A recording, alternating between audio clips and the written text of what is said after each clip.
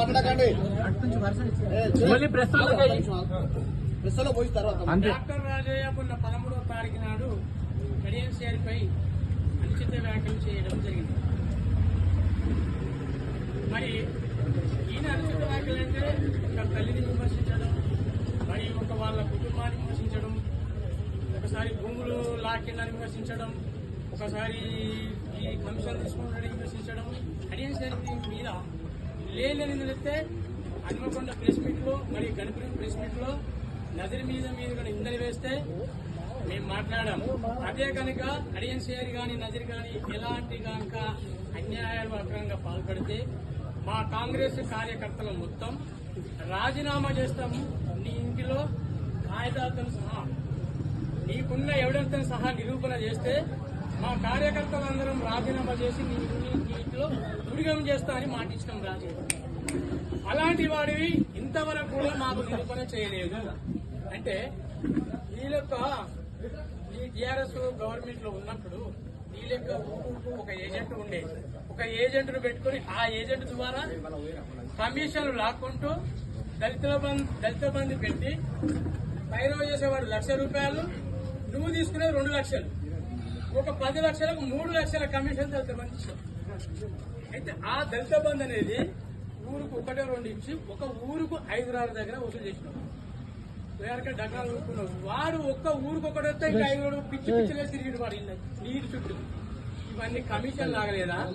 గణపూర్లో నువ్వు ఎమ్మెల్యే గెలిచిన సంవత్సరంలో అంగన్వాడీ టీచర్లు, అంగన్వాడీ ఆయాలు పడితే ఒక్కొక్క అంగన్వాడీ టీచర్ దగ్గర దళితులు పాపం భూమి లేని నిరుపేదలు చదువుకున్న సరి వచ్చిన జాబుకు కూడా ఒక ₹50,000 కమిషన్ తీసుకున్నారు.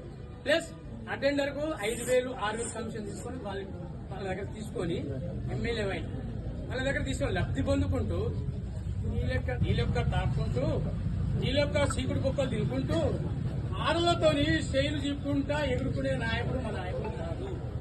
ప్లస్ మా నాయకుడుకున్న సిద్ధాంతం ఏంటంటే క్రమశిక్షణ గలవాడు, క్రమశిక్షణతో వెలిగినవాడు, లెక్చరర్ గా పనిచేసినవాడు, లెక్చరర్ ఉన్నత చదువుల నుండి పైకి వచ్చినవాడు, చదువు నుండి ప్రతి పార్టీలో పిలిస్తే ఆ పార్టీకి న్యాయం చేసే నాయకుడు.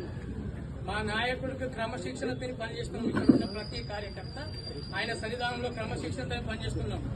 నీ గవర్నమెంట్ లో డబుల్ బెడ్రూమ్ ఇల్లు అన్నావు, వచ్చిందా? మా గవర్నమెంట్ లో మా రేవంత్ రెడ్డి గవర్నమెంట్ లో దళిత బంధు డబుల్ బెడ్రూమ్ ఇల్లు వస్తే మా కార్యకర్తలకు ఏమని చెప్పండి, ఊరిలోనే సెలక్షన్ చేసుకోండి పిల్లలారా. ఒక్కరి దగ్గర ఒక రూపాయి తీసుకున్నా నా దృష్టికి వస్తుంది. నా దృష్టికి వస్తే మీ దగ్గర చివాకులు వేతలు కట్టి షటాలు కూడా ఎత్తాను. అంటే కట్టితే ముళ్ళు కట్టితే వాదిస్తాడు మా నాయకుడు. అంటే ఎంత శిక్షణలు పెట్టుకుంటాడు, మమ్మల్ని శిక్షణ పెట్టుకుంటాడు మా నాయకుడు. నీ లెక్క అప్పుడున్న నీలాంటి కార్యకర్తలు నువ్వు పట్టించుకోరా, నాకు 20 ఇచ్చినరా అనే నాయకుడు మా నాయకుడు కాదు. ప్లస్ అది కాక నువ్వు చేసిన అరాచకాలు ఇది కాదు, అది కాదు, ఒకటి కాదు, ఒకటి రాదు. నువ్వు శాలలో అమ్మాయిని మోసం చేయలేదా? 3 నెలలు నువ్వు జైలు శిక్ష అనుభవించలేదా? నేను చేయలేదు అని అనలేదా? అది కాక నీ యొక్క ఇందిరా అంటున్నావు, మా ఇందిరక్కను కూడా మోసం చేసినావు. అది నాకు చేస్తే నీదేం తిరిగిందా? నేను ఇందిరక్క వాళ్ళ భర్త చనిపోయినప్పుడు ఇందిరక్క పట్ట సార్ మీరు కరెక్ట్ రాయండి. ఇందిరక్క భర్త పేరు మీద 4 ఎకరాల భూమిని డాక్టర్ రాజయ్య పట్ట చేస్తున్నారు. నువ్వు ఎక్కడా చేయింది మోసాలు.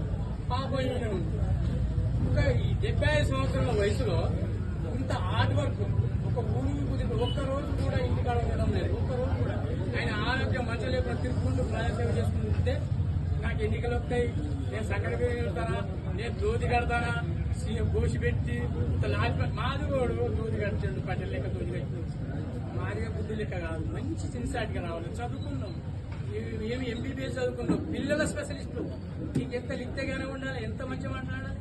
ఒక చదువుకున్న వాళ్ళ లెక్క చదువుకున్న వాళ్ళగా మాట్లాడాలి. ఒక తల్లిని విమర్శిస్తావు. ఒకప్పుడు కడియం తల్లిని విమర్శించావు. ఆయన తల్లి మన తల్లి కాదా? తల్లితో సమానం కాదా? ఇది పద్ధతేనా? చదువుకున్న వాడిని చదువుకున్న సెంటెన్స్ లో మాట్లాడాలి. నువ్వు రాజకీయానికి విలువలు తేవాలి, రాజకీయ విలువలతో మాట్లాడాలి. మొత్తం కుటుంబం వాడి అంటే నీకు గొప్పలు వస్తాయి అనుకుంటావా? నాకు గొప్పలు వస్తే నాకు ఓటు పెడతా. నీకు దమ్మే ధైర్యం ఉంటే నువ్వు మధ్యంతర ఎన్నికలు వస్తాయంటున్నావు, నీకు దమ్ము ధైర్యం ఉంటే నువ్వు బీపం తెచ్చుకో ఫస్ట్. మేము ఇస్తున్నాం, కడియం సేరికి మేము టికెట్ ఇస్తున్నాం మా పార్టీ తరఫున.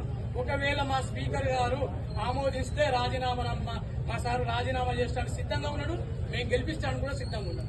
అసలు నీకు టికెట్ వస్తుందా? ఫస్ట్ నీ టీఆర్ఎస్ పార్టీలో నీకు టికెట్ వస్తా, నీ బీపం వస్తా.